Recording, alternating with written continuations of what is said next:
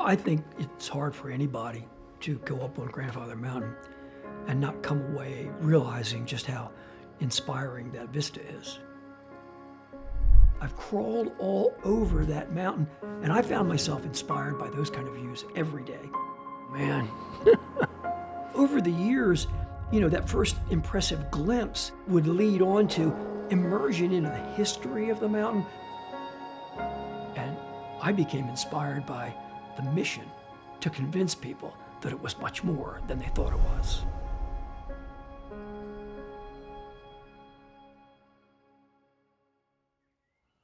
I am Randy Johnson, a North Carolina writer, a conservationist, and I live in the North Carolina high country for, at this point, the vast majority of my life. Yeah, I think a love affair with the mountain kind of talks to why I'm here and what a lot of my writing has been about. Well, there's the grandfather. I've been looking at that face for 50 years, and I never get tired of it. I guess the first time I met Grandfather Mountain was very, very late high school or early college on a drive of the Blue Ridge Parkway. Wow. Can't take your eyes off it. It's just out there. I kept seeing billboards for the swinging ridge and Mildred the bear, and I said, oh, what we have here is a tourist attraction.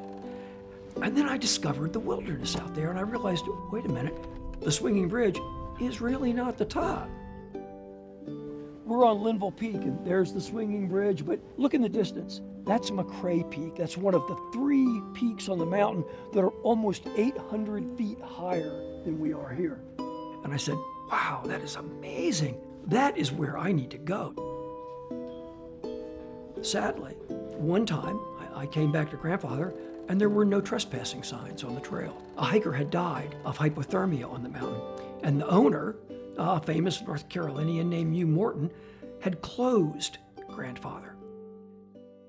That shocked me. I was stricken by that and just decided I had to come meet the man, and I had to persuade him.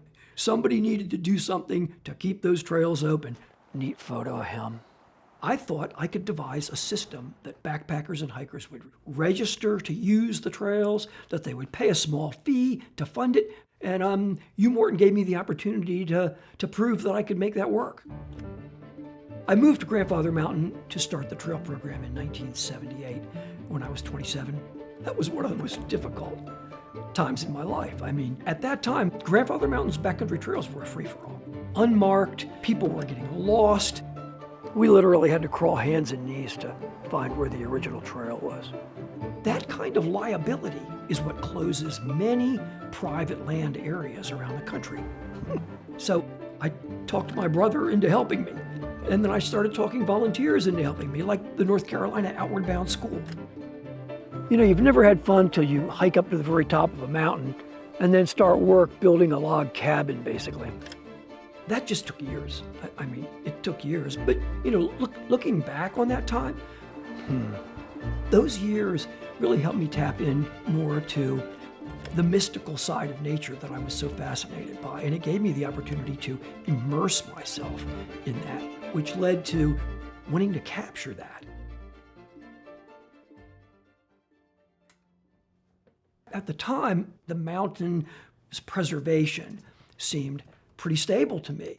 But, it began to dawn on me that, Hugh Morton had also developed a large country club in the valley below the mountain. And the golf course is one of the nation's best. And that truly did begin to worry me.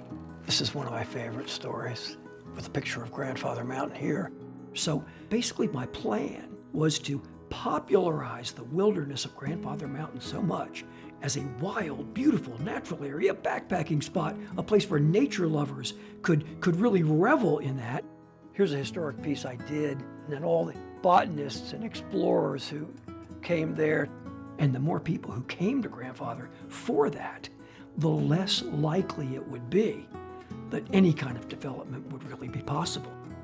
And there is Hugh Morton actually gazing out at the Grandfather profile. And that's when I really started writing with a vengeance and trying to become a freelance photojournalist. I was a photographer. I loved to take pictures. I was taking pictures in the backcountry already. And then I began to really focus on writing and photography.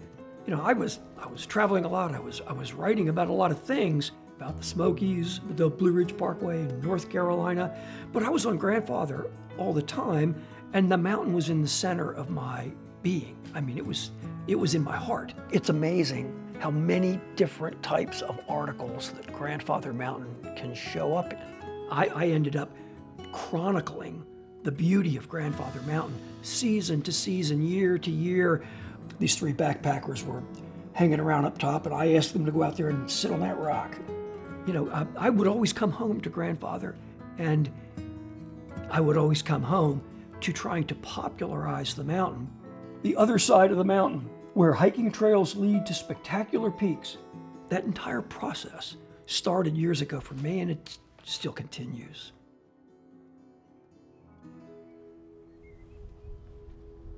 Boy, oh boy, times have changed. You know, the 1980s and the early 1990s, there was increasing evidence that the mountain was special.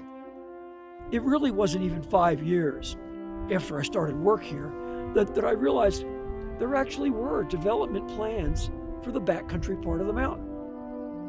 A development program on the lower flanks of the mountain had come into focus. They wanted to build a condominium development in that area. And there was such a public outcry among hikers who had spent years loving those trails. They knew what was there. They knew how beautiful it was. One more time. Taking the pruners to the trail. What happened ultimately is that controversy led to the Nature Conservancy stepping in. The development never happened.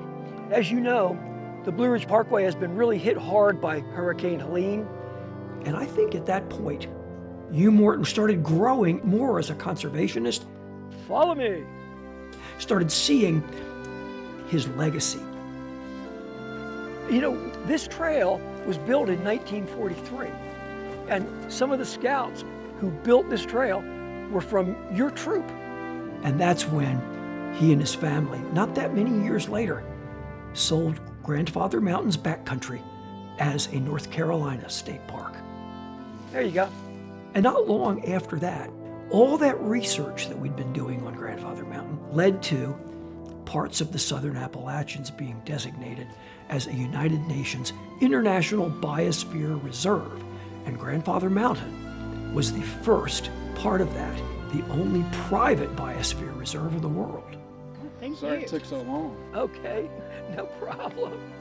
You know, those years slogging up and down that mountain, they worked out pretty well, I guess. Today was a very nostalgic day for me. The trails originally here were built by Boy Scouts. I was a Boy Scout in my youth, and to be on these trails with a Boy Scout troop, they'll be here throughout their lives, and they'll be showing other kids, other young people, how to keep that tradition alive.